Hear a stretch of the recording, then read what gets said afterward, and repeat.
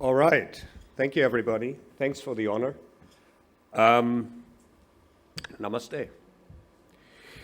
I assume all of you have seen the YouTube video of Deepak Bagla, the head of Invest India.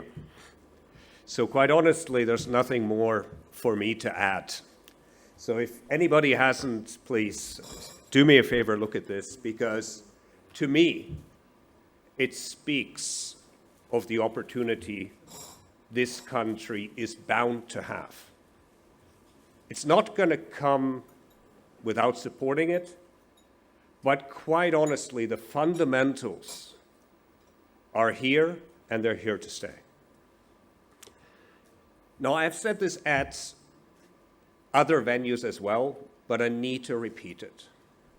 Indian agriculture is collectivizing, it is mechanizing, digitizing, and it is becoming more sustainable.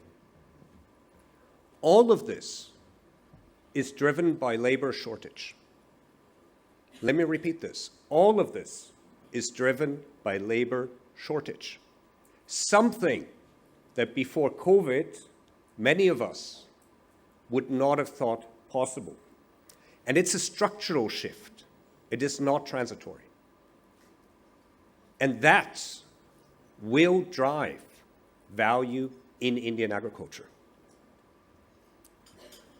You know, I'm currently being swamped by visitors. In 2 weeks, our global CEO is going to be here. And just 2 weeks back, our global head of supply chain and our global head of procurement visited India for 2 weeks. They visited our own production plants, they visited some of our suppliers, and they visited customers of ours. And they came back to Bombay and were amazed. It's not that they have not been in India, but they tell me what has happened in the last 5 years, specifically also in the professionalism of Indian agrochemical production, has blown their minds. Now, a lot of you will have heard the terms China plus one. Companies like ours actually also speak about EU plus one.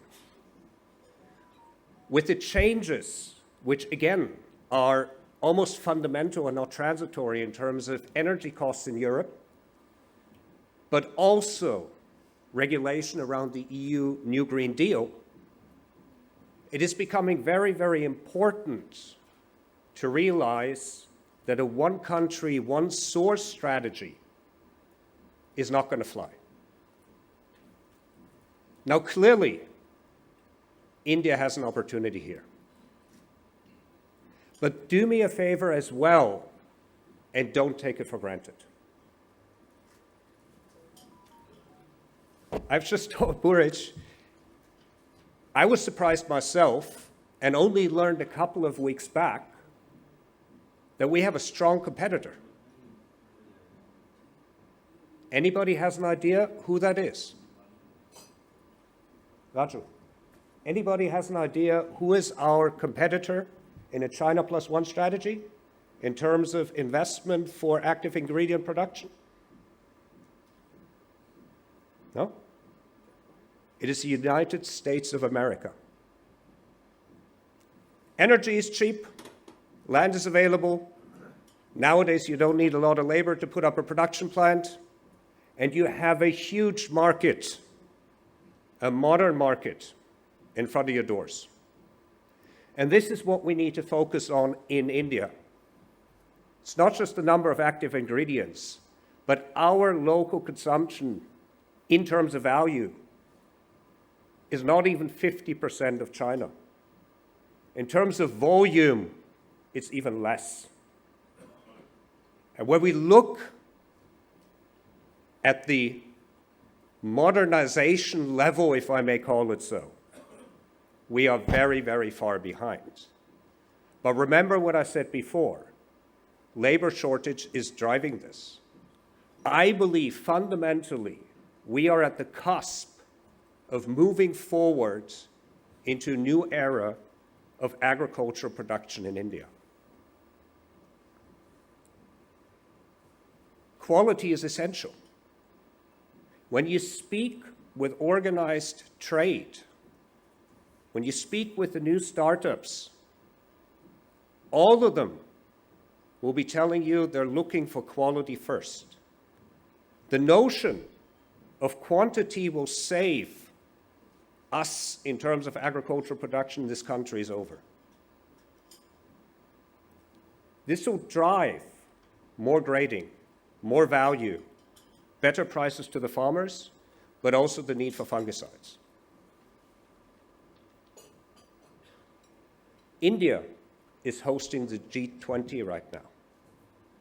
What a proud moment. What a great moment to show the world that we're ready to take a lead, that we're ready to help feed those 9.8 or 10 billion people by 2050. It is our moment now, and I'm convinced that the agrochemical industry and the agriculture of India will have a significant say in the success of feeding the world. Thank you very much. Thank you so much.